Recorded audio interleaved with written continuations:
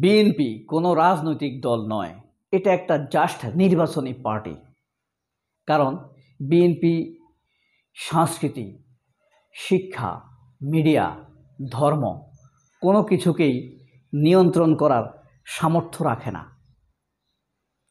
যে কারণে ভারতীয় হেজিমনির বিপক্ষে গিয়ে বিএনপি টেকার মতো সামর্থ্য নেই। ডক্টর ভিনাকি ভট্টাচার্য গতকালকের ভিডিওতে স্পষ্ট করে এটি যুক্তি দিয়ে বুঝিয়ে দিয়েছেন, বিএনপির আসলে কোনো রাজনীতি নেই। ধরেন শেখ হাসিনা পালিয়েছে, দেখা গেল বিএনপি নির্বাচন ছাড়া আর কোনো বক্তব্য দিতে পারেনি। এটার স্পষ্টতর, যেমন ছায়ানটের বিপরীতে বিএনপি কোনো কালচারাল অর্গানাইজেশন দাঁড় করাতে পারেনি, উদীচীর বিপরীতে কোনো অল্টারনেটিভ দাঁড় করাতে পারেনি। প্রিয় বন্ধুরা, এই যে পিনাকির ভট্টাচার্যের ভিডিও আপনারা অনেকেই দেখেছেন, এই পয়েন্টগুলো কি খেয়াল করেছেন? এক নাম্বার ওয়ান ভোকাল পয়েন্ট ছিল বিএনপি কোনো রাজনৈতিক দল নয়। পিনাকি ভট্টাচার্যের লেটেস্ট সর্বশেষ ভিডিওর মূল ভোকাল পয়েন্ট ছিল বিএনপি কোনো রাজনৈতিক দল নয়। এবার সে কেন রাজনৈতিক দল নয়, এটার বিপরীতে তিনটি পয়েন্টে তিনি স্পষ্ট করে বলে দিয়েছেন। এক, ভারতীয় হেজিমনির বিপক্ষে দাঁড়িয়ে বিএনপির নিজস্ব হেজিমনি নেই। মানব কল্যাণে, পাবলিকের অংশগ্রহণমূলক রাষ্ট্র গঠনের, জনগণকে ক্ষমতায়ন করানোর কোনো এজেন্ডা বিএনপির নেই। দ্বিতীয়টি গেল। তৃতীয়ত, বিএনপির নেতৃত্বের যে ব্র্যান্ডিং, তিনি রাষ্ট্রে ক্ষমতায় আসলে কি করবেন, তার কোনো ভারতের ব্যাপারে তার দৃষ্টিভঙ্গি কি হবে, প্রথম আলোর মতো একটি দেশবিরোধী পত্রিকার ব্যাপারে তার দৃষ্টিভঙ্গি কি হবে, এই ব্যাপারে তাদের কোনো দৃষ্টিভঙ্গি নেই, স্পষ্ট কোনো বক্তব্য নেই।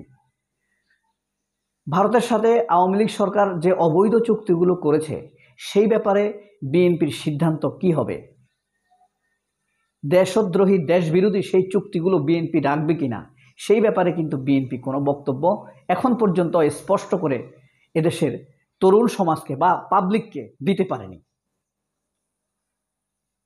ব্যাপারটা কিন্তু ক্লিয়ার।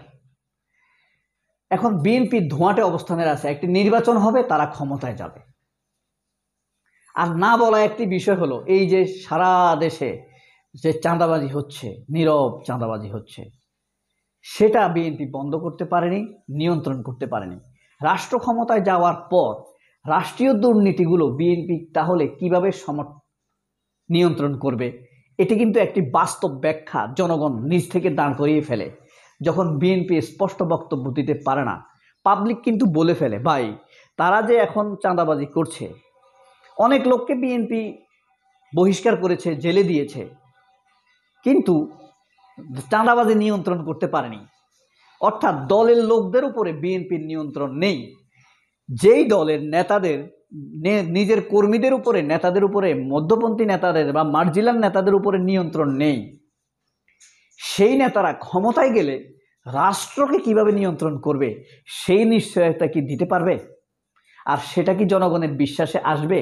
এত সহজে আসার কথা না, আসবে না। এরপরে দেখেন, হাসিনা, পিনাকি আরেকটি পয়েন্ট বলেছে, হাসিনা যে ব্যর্থ হলো, কারণ কি? এর এক নাম্বার কারণ হলো, হাসিনা যাই বলতো কোনো কিছু মানুষ বিশ্বাস করতো না।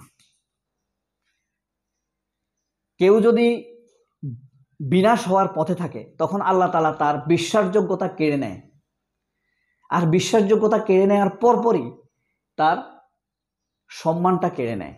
কারণ বিশ্বাস না থাকলে আর সেখানে সম্মান থাকে না। সম্মান যাওয়ার পরে ক্ষমতা যাওয়াটা তার কচু পাতার পানির মতো হয়ে যায়, যে কোনো সময় তার ক্ষমতা চলে যায়। তাহলে আল্লাহ যখন মানুষকে সম্মানিত করতে চান, তাহলে তাকে কি দেন?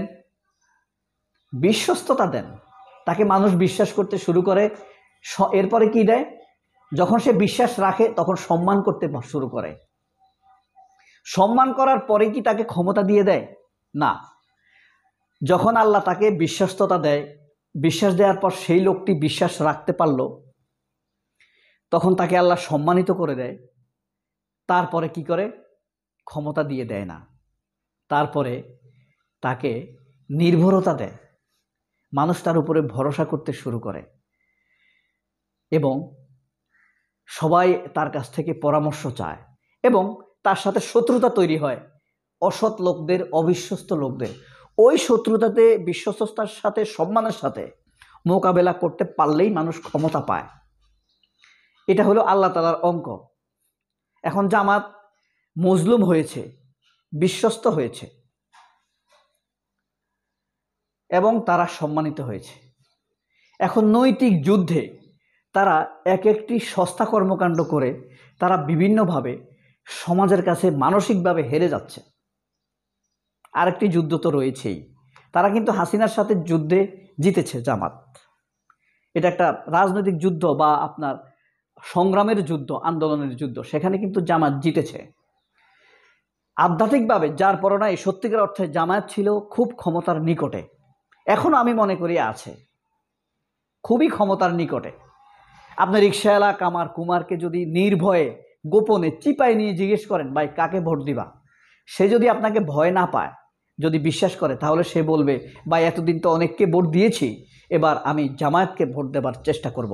বিএনপির ব্যানার নিয়ে, স্লোগান নিয়ে আমি ভোট কেন্দ্রে যাব আর ভোটটি জামায়াতকে দিয়ে আসব যদি ভোট দিতে পারি। মানুষের ছিল এই মানসিকতা। জামায়াত কিন্তু এই যে আস্থা, ভরসার স্থলটা ধরে রাখতে পেরেছে। এখন আমি হয়তো বলবো হ্যাঁ ধরে রাখতে পেরেছে, এই কথা শুনে জামায়াতের সমর্থকরা, নেতারা খুব খুশি হবে। আসলে বাস্তব সত্য হলো এটা ধরে রাখতে পারেনি। জামায়াতকে কেন ভোট দিতে চেয়েছে মানুষ? জামায়াত ভারতের বিরোধিতা করেছে। জামায়াতকে কেন ভোট দিতে চেয়েছে মানুষ? জামায়াত হাসিনার বিরোধিতা করেছে, তাড়িয়েছে। হাসিনাকে তাড়াতে তারা মোক্ষম ভূমিকা রেখেছে। আর কেন জামায়াতেরকে মানুষ ভোট দিতে চায়, ভালোবাসে বা পছন্দ করে? জামাত নির্যাতিত হয়েছে, নিপীড়িত হয়েছে, সমাজের মানুষের বিশ্বাস অর্জন করেছে। তিনটি জিনিস করেছে জামাত। কিন্তু হাসিনা পালানোর পর যখন দেখলো সেই ভারতপন্থী লোকদেরকে মঞ্চে তোলে, তাহলে মানুষ ভাবতে শুরু করেছে তারা কি আবার ভারতের সাথে মিশে গেল?